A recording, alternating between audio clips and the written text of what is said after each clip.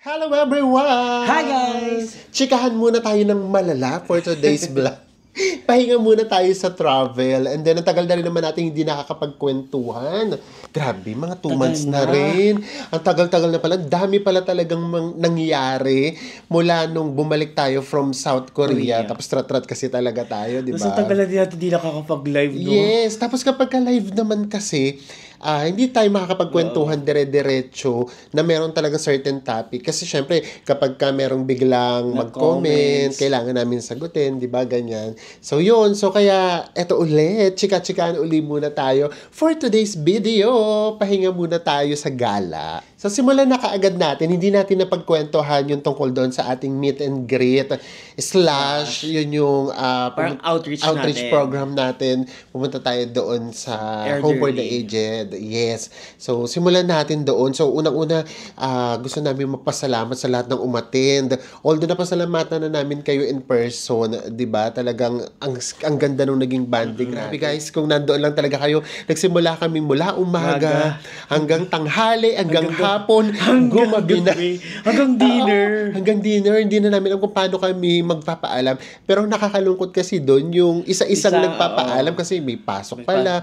Grabe yung nakakatouch yung pumunta doon kasi may gusto lang tayong makasama, gusto rin siyempre tumulong, ganyan. Tapos yung pala may pasok pala sila, siningit lang nila yung time. At saka yung iba, di ba, may mga bisita rin sila sa bahay nila. Siningit talaga nila yung pagpunta doon sa event natin. So sobrang appreciated namin yun kasi talagang doon kahit pa paano naging magkakilala talaga tayo ng personal na, although yung iba nga doon nakakausap na natin palagi sa mga messenger, ganyan. Yung iba sa comment section. So iba pa rin talaga kapag meron na talaga tayong interaction. So yun, maraming salamat. Sobrang special sa amin nung araw na yun. And then yun talaga yung makikita nyo talaga yung parang, paano ba, yung ang hirap kasi yung parang may doktor, may engineer, may abogado, may professor, may student. Di ba parang merong nanay. Meron na sa corporate world.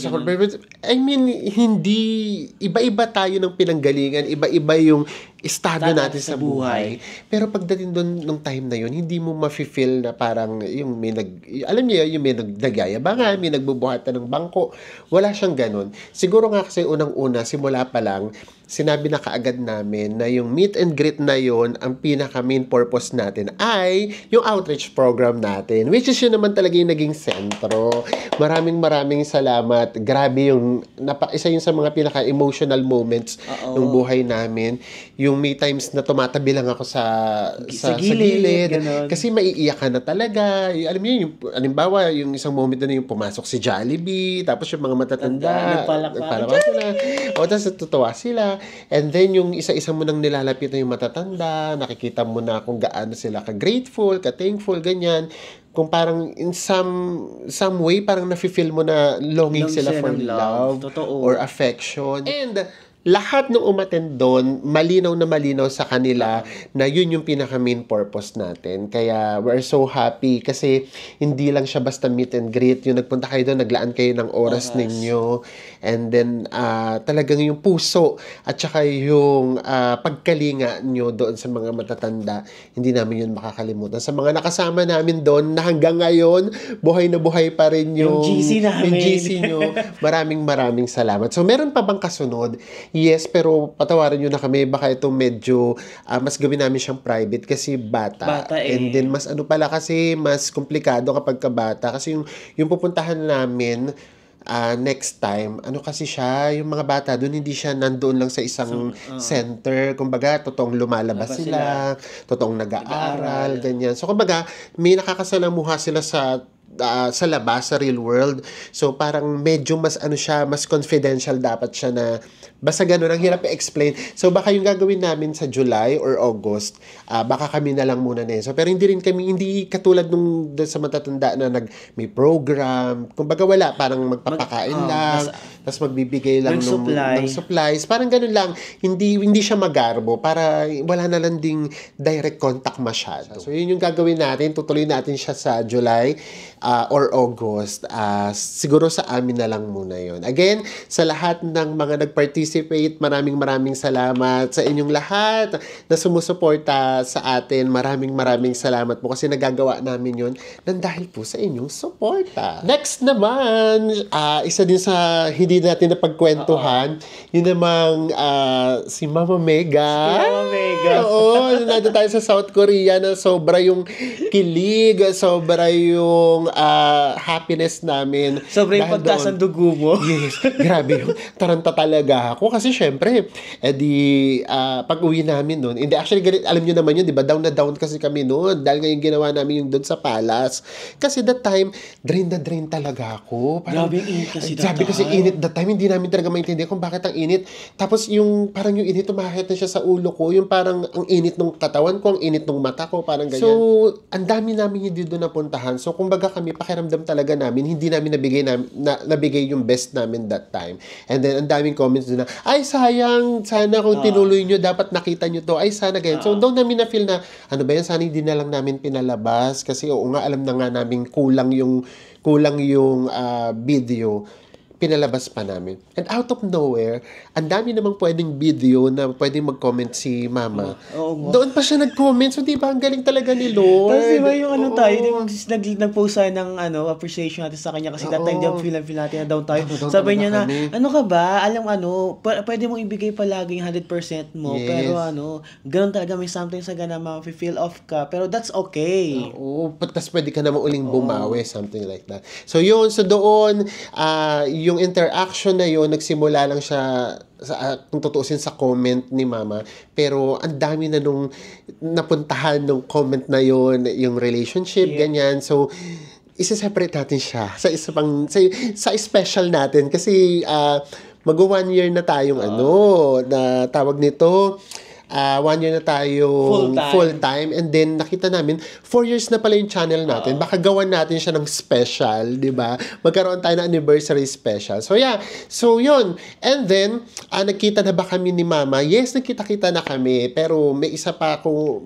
doon sa pagkikitang yun, bukod syempre sa nakita namin siya nayakap, ganyan. So again, sa ibang video na yun, ganito kasi, so may pinuntahan kasi kaming gathering. So syempre hiyang-hiya kami, in-invite kami ni Mama. And then, pagpasok doon sa may venue, hindi pa doon sa mismo, para kasi nga, paano ba siya? Parang doon sa compound, ayan, sa compound. So, pagpasok doon sa compound, merong magarang may tumawag pala muna, tawag siya tawag, Mel! Gano'n. Tapos, nagtataka kami. So, tumingin ako. Pagtingin ko, syempre, alam ko naman yung mamahalin sasakyan at saka hindi. So, yung sasakyan niya parang vintage car na owner parang gano'n, parang Jeep, parang, basta yung vintage lagi, parang yung collection. Tapos, merong nakalabas yung katawan na kumakawin na ganyan. Mel, ganyan. Tapos, nung tumingin na ako, sabi, wait, gawin siya. Tapos, pumasok uli. So, pagpasok niya, nakatina kami na so, ay, tara, tuloy tayo, baka naman kasi hindi tayo. Oo, baka kapangalan mo lang. Kasi mag-TH tayo. Bakit kami tatawagin? Nandun kami sa lugar na, basta iba siya, basta ganon. So, lakad kami. Pero yung lakad namin, tiptoe lang yung konti-konti. Maya-maya, may bigla nang lumabas and then tinawag kami, Mel! So, nung tumawag ulit ng Mel, tumingin na kaming dalawa. Enzo! Ganyan. Lumapit na siya sa amin. And then, yung itsura niya, siya, mukhang normal manamit, lahat normal.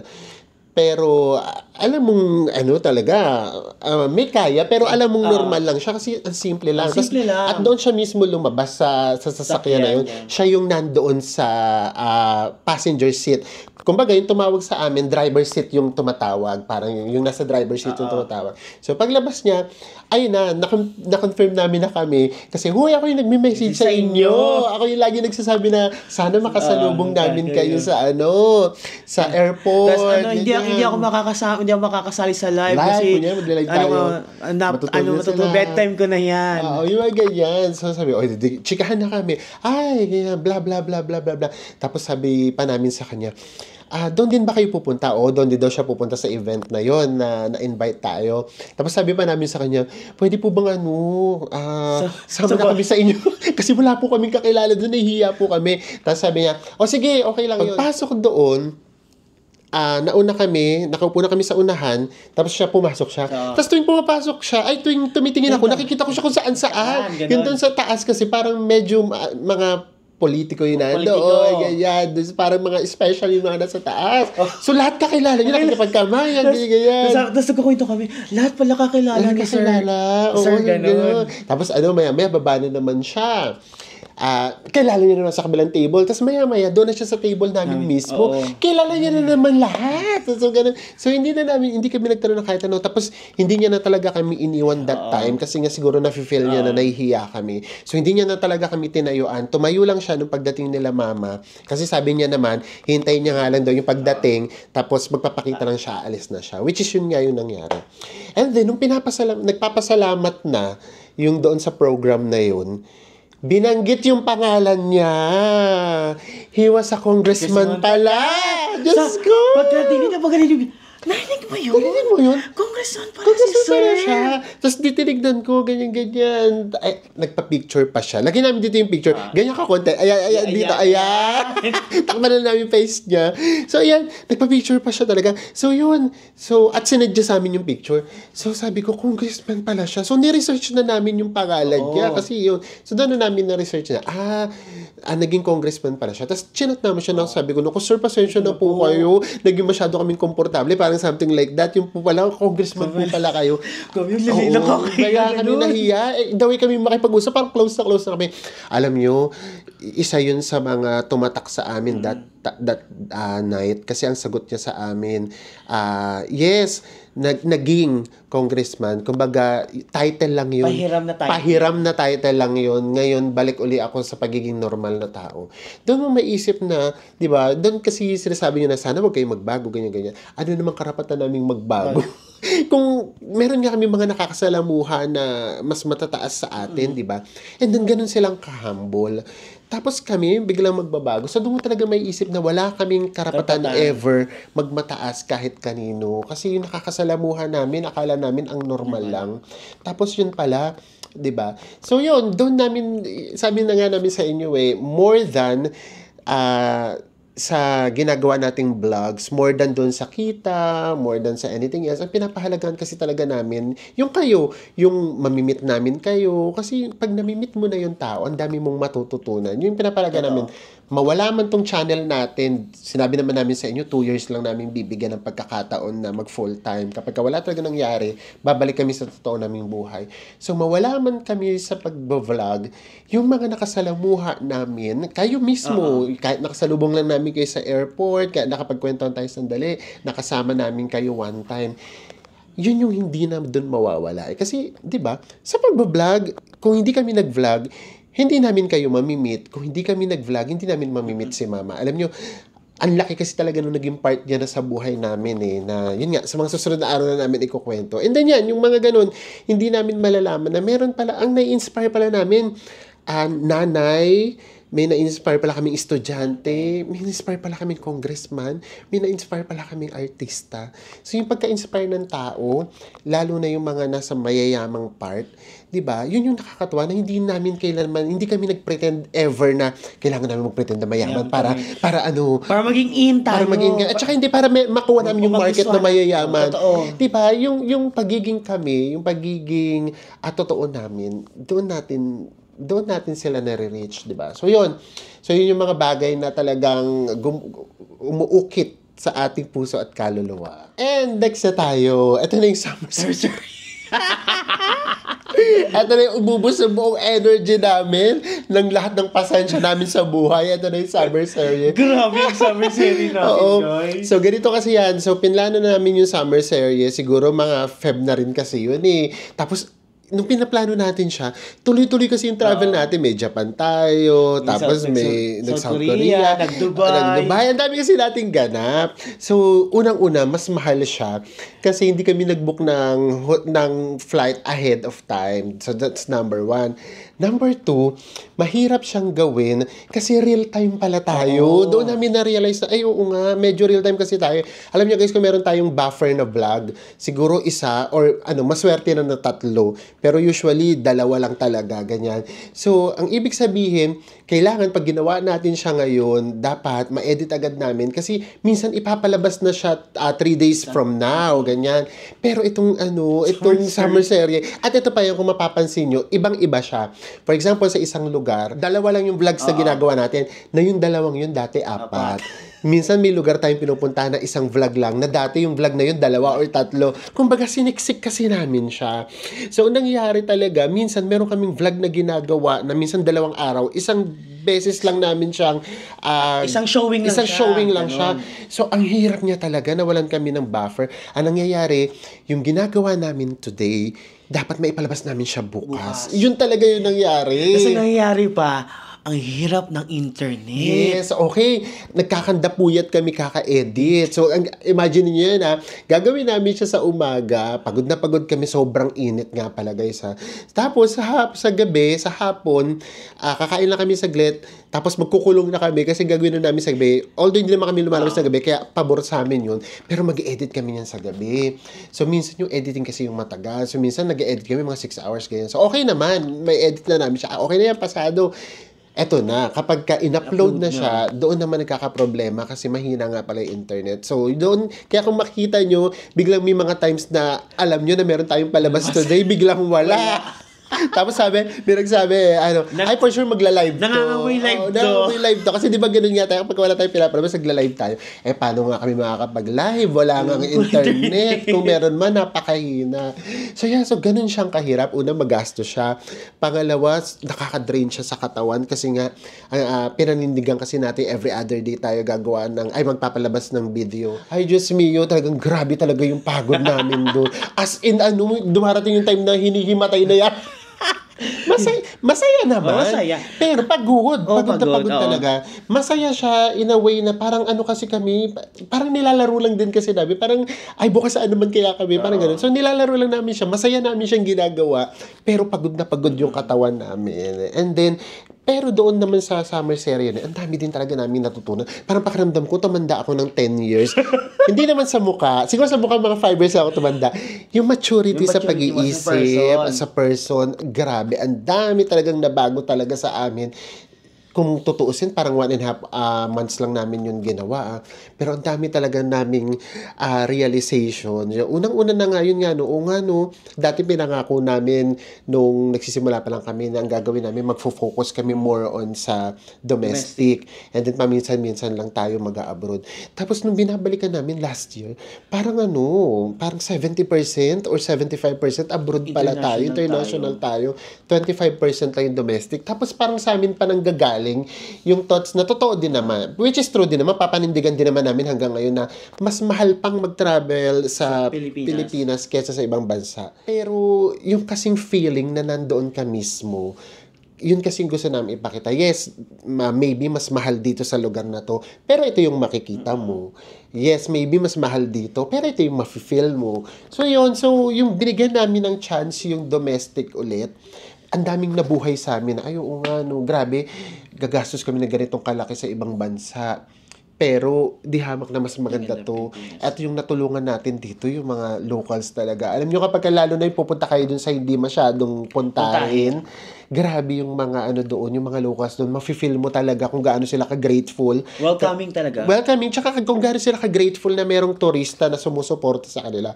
Kasi meron pa rin hanggang ngayon na sa turista lang talaga umaasa. One thing is for sure, hindi kami nauulit nung katulad last year na rat-rat kami ng Japan, ganyan. Tapos sa may Pilipinas, ang dami pa namin hindi napupuntahan. So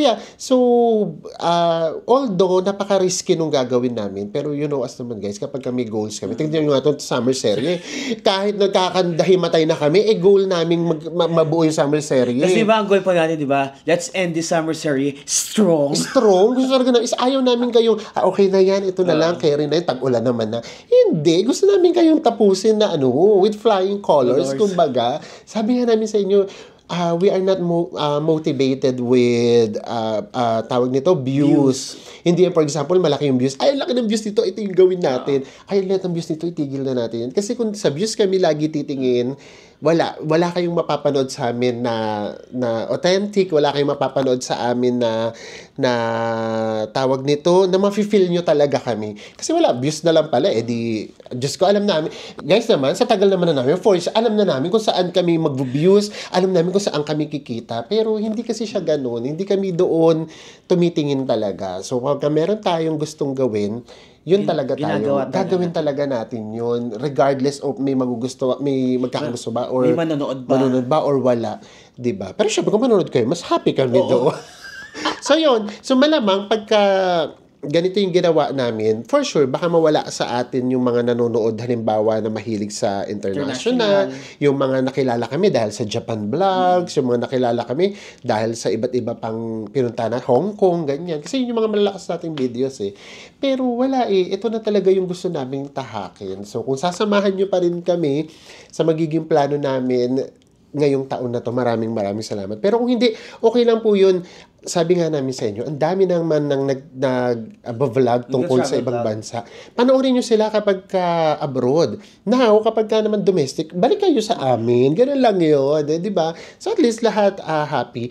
And hindi kasi talaga kami nakikipagkarera sa totoo lang. Kasi hindi to unahan kung sino makakapunta sa ganito. Tsaka yun, and we are very honest naman. Alam namin sa sarili namin kung ano yung afford namin. Alam namin sa sarili namin kung ano yung kaya namin. So, hindi namin kaya, hindi namin ipipilit for the sake lang na masabing nakapunta or nagawa ito, di ba? So, pagka ganun kasi, for example, puro na lang kayo ganyan. Inisip na lang namin, baka hindi na sila yung market natin, di ba? So, okay lang yun. Mahanap din natin yung magugustuhan tayo. The way yung gusto natin takbuhin ng channel natin, yung goal natin. And, pang-apat na tayo, ito namang taon na to, actually, alam nyo kasi guys, hindi ko alam, hindi naman dilang anghel ang tawag doon. Pero kasi kung mag-isip realistic, kumbaga, para alam ko kung kung saan papunta yung channel namin, alam ko kung ano mangyayari. Sabi ko kay Enzo, January pa lang yun. Sabi ko sa kanya, pakiramdam ko this year papasok yung mga collaboration, yung mga brands, sponsorship. And awa naman ng Diyos, apakabait. Ito, totoo, hindi namin yung pinagdasal. Kasi nahiya na nga kami magdasal. Na parang, Lord, sana po may mag-sponsor sa atin. Nahiya na kami. So, imagine niyo naman, nasimulan yun ng Klook, ganyan. Nasimulan nyo kasi yung una nating inuuhan. Pero January pa lang, ang dami na sa atin pumapasok na collaboration na alam nyo naman tayo, nagmamataas, akala mo malaking channel, charot. Masyadong prinsipyo. So, ang dami kasi nating natatanggihan. And then, hanggang ngayon may pumapasok tayong collaboration. Pumasok yung doon sa CHOP, di ba? Yung sa Bohol. Maraming salamat po sa trust niyo. Tsaka yung sa mga nanonood, syempre, di ba, kapag meron tayong collaboration, tapos, sinusuportahan ninyo. Masarap din yung feeling nun sa brand. Baka umulit sila sa atin. Diba? So maraming salamat sa mga sumusuporta sa mga collaboration natin. And ngayon, marami tayong nare-receive. And then, banggitin ko na lang din yung doon para hindi na magkaroon ng kung ano-ano pa, yung doon sa DOT. Ganito kasi yan, ayaw sana namin i-post yung DOT kasi nga parang baka hindi naman matuloy, wala pa naman talagang pinag-uusapan. Pero kasi ito yung magpapalabas kami ng video, lagi namin sabi, sana makuha kayo ng DOT. Alam nyo ba na meron pang nagpi-PM sa amin na mini-message na daw nila yung DOT. So kumbaga sa amin, kaya kami nag-post na, di ba yun nga yung sinabi namin, to be fair naman with DOT, na kinontak na nila tayo. Kasi baka mamaya makulitan na sila sa atin, baka mamaya isipin na, ano ba yan, yung Go With Mel, puro domestic na yung ginagawa, itong DOT hindi pa rin nakikita. So that's why pinost namin na, parang sinasabi namin sa inyo na, relax lang guys, okay na tayo, na-contact na tayo ng DOT. Now, kung matutuloy yung collaboration, huwag tayo mag-close ng doors. Tingnan natin, basta dapat yung collaboration nga kasi, yun, depende mag-align sa atin. Kasi kapag ba collaboration na to with DOT, pwede ba namin sabihin makalat yung isang lugar? Kapag ba collaboration na ba to with DOT, pwede ba namin sabihin namin nang i-scam dun sa ganito? Di ba? So, I mean, kung ganun yung pagkakakilala sa atin nung brands, walang problema kasi ibig sabihin, pwede natin sabihin yung totoo. Pero kasi usually mga brands, yung mga ganyan, kasi talaga siya business. So, kaya meron pa kaming gagawing video kahit maikli lang kasi meron kayo dong mapupulot tungkol sa airlines. Tingnan nyo naman, paano kami kukunin ng airlines? Yung gagawin naming video para sa inyo. Papabor sa inyo, papabor sa inyo. Diba? So, yan, basta gagawin namin yun. Isi-separate namin siya kasi gusto namin marami kayong matutunan doon sa naging experience namin para kayo din makinabang kayo in the future. Oh, so sino kukuha sa aming airlines kapag kasi sinabi namin yun sa inyo? Hindi na kasi kami doon for collaboration. Yung sinasabi namin, nagyayabang tayo na kaya naman namin mag-travel sa sarili namin bulsa. Totoo namin, pero hindi naman ibig sabihin mayaman natin. For example, kung 20,000 lang pera namin that time, di pupunta kami sa lugar na 20,000 lang magagastos namin. Ba't kami pupunta sa lugar na ang magagastos namin 25,000. I mean, ang ibig namin sabihin, kung ito lang yung budget namin, pupunta kahit sa Batangas yan, kahit sa Cavite, o kahit mag-swimming lang kami, kung yun lang yung kasya sa budget namin, yun lang yun. Hindi yung, so yun siya. So yes, yung collaboration, awa ng Diyos, maraming pumapasok, pero yung nakaka-close deal natin, kakaunti pa. Sana dumami. Kasi, ibig sabihin, kapag dumami yung collaboration natin na gagawin natin, ibig sabihin, nag-a-align talaga sila sa atin. Ibig sabihin, kilalang-kilala nila tayo. And, gusto ko lang din tong sabihin sa inyo para lang tayo transparent. And guys yung mga collaboration natin, sa totoo lang, nire-receivehan natin yan. Yun yung importante kasi gusto natin ma-feel nung mga makaka-collaborate natin na we're doing the right thing, 'di ba? Kasi yun, so ayan, saksi dyan ng Klook. Kahit yung sa Klook natin na collaboration, may resibo talaga siya, babayaran talaga natin or binayaran natin yung tax noon. Same thing with doon sa CHAP, meron din siyang resibo. So ganun siya. Gusto nating ipakita na, 'di ba? Parang ang hirap naman sabihin na parang ba namin sabihin yun in a nice way na yung sinusuportahan nyo naman, yung tama naman, 'di ba? Or sila din yung kinukuha din nila na magiging collaborators or yung magiging makaka-collaborate nila, yung gumagawa naman ng tama, 'di ba? Kasi yung palang pagbabayad ng tax, malaking na siya. Malaking bagay na siya para malaman mo kung yung isang content creator gumagawa ng tama. And yun nga yung sinasabi namin sa inyo, maraming bagay sa mundong to na tinitipid namin pero hindi yung mga ganong bagay. Kasi, just kung pwede lang kami magpaka-transparent kung magkano yung binabayaran namin every 3 months. Kasi diba every 3 months nga nagbabayad niya, bukod pa yung every year. So, yun. So, kung yung lang, titipirin namin yun, pwede kami mag-Europe. Diba? Kung yung pagtulong ba halimbawa, sakripisyo namin siya, yung ganun, pwede kami mag-Europe, pero iba nga kasi yung mindset namin So, yun, mas gusto namin gawin yung pakiramdam namin sa sarili namin, mas tamang gawin, kesa pumunta or gumastos sa isang bagay na pakiramdam namin na hindi naman worth it nung perang gagastusin namin. So, yun siya. So, so maraming salamat and then sana nga madagdagan yung collaborations natin. Kasi the more tayo maraming collaborations na makukuha, mas magpapatuloy tayo and mas marami tayong matutulungan. Exactly. Diba? So, what's next for us? Magla-live naman tayo next. Yun naman yung mga questions na kailangan nyo kaagad ng sagot. Yung mga tip, ganyan. So, yun. So, what's next for us? Yung susunod nating series na gagawin, muna kami, medyo relax muna kami, muna kami, punta muna kami dun sa lugar na familiar kami, yung parang wala kami munang iisiping alis, yung ganun lang muna. So, talagang relax lang. And then, the next one naman na gagawin natin, same country pero ibang lugar. First time namin yung pupuntahan. And then, gagawin nga natin yung parang special natin, medyo madidelay lang siya ng kaunti. Dapat kasi June siya gagawin. Pero pakiramdam namin, magagawa namin siya July na. So, kumbaga parang yun yung 2 weeks special lang natin na vlog. Yung pupuntahan natin first week ng July, marami yung nag-request and then marami gustong makapunta kami doon. Pero basta baka magkamali kayo. Basta hindi doon sa baka akala nyo Europe o ngayon pa lang Europe, US, hindi kami doon. Hindi Central Asia. Hindi Central Asia din, hindi ganoon. Pero marami kasi nagre-request. Ayun lang namin sabihin kasi baka mamaya maraming mangyari na hindi pa matuloy. Pero nakabook na siya. Yun, hindi siya pwedeng baguhin kung kailan. Dapat kung ano yung binok namin, yun na talaga siya. So ayan, so maraming plano. Pero yung plano namin this time, gusto namin mag-mellow in a way na hindi namin titipirin yung vlog, hindi namin titipirin yung content, pero baka hindi kami bumuga na parang kailangan lagi kami may bagong ipakita. Kailangan malayo yung mapuntahan namin. Parang sorry, yun kasi yung nakakapagod. Yung parang lagi ka lang may dapat patunayan. Actually, yun yung nakakapagod siya. So, yung palaging kailangan may patunayan na pag nagtigil ka, parang maraming magpa-failure. Magpa-failure, parang yun yung isa sa ginawa namin, kung mapapansin nyo rin, na nahimik kami. Umalis kami dun sa shadow na kailangan pag pumunta si content creator A dito, dapat yung B, C, D, E, F, G, lahat pupunta doon. So, nakita nyo medyo kami. Yes, maybe hindi namin makuha yung views na gusto nyo for us, pero baka yung views na nakikita nyo, baka yun yung views na okay na lang din sa amin. Kasi yung views na yun, at least tanggap nila kung saan kami pumunta. Hindi yung dahil pinupush kami para ipantapat kay ganito, ipantapat sa ganito. Pagod na po kami sa ganoon. Gusto lang naming mabuhay ng tahimik. Gusto lang naming mag-travel. Yun lang naman talaga yung gusto namin. Lahat to, yung fame na gagarampot, yung kita, naawa ng Diyos, maraming salamat. Mawala man to lahat. Kahit nga yung channel natin, dumating man yung time na hindi na kami maging active, okay lang yun.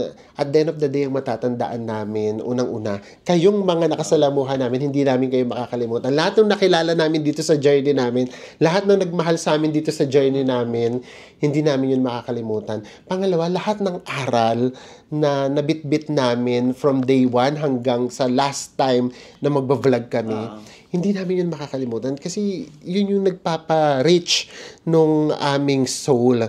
Diba? Yun yung nagpapamature sa amin. So, ayan. So, pasensya na. Dinaan namin kayo sa kwento. And, yan, pambayad na namin yan sa Travel tax. May magbayad na tayo ng travel tax. Magbayad na kami ng travel tax. Maraming salamat sa iyo. Kaya na po, sana napahappy namin kayo sa summer serye. Napakahirap niya, pero tuwing mababasa namin lahat ng comments ninyo, yung magandang reviews ninyo, napapahappy nyo talaga kami. Lahat ng pagod namin, biglang pag nabasa namin yung kahit 3, 4, 5, hindi talaga kami tumitingin sa views. Basta yung nabasa namin yung ganong comments, parang dating sa amin, "Ay, salamat, worth it pala. Worth it pala lahat." Parang gano'n. So, maraming salamat po. And of course, magkikita pa rin po tayo sa mga susunod pa nating travel vlogs. Bye everyone.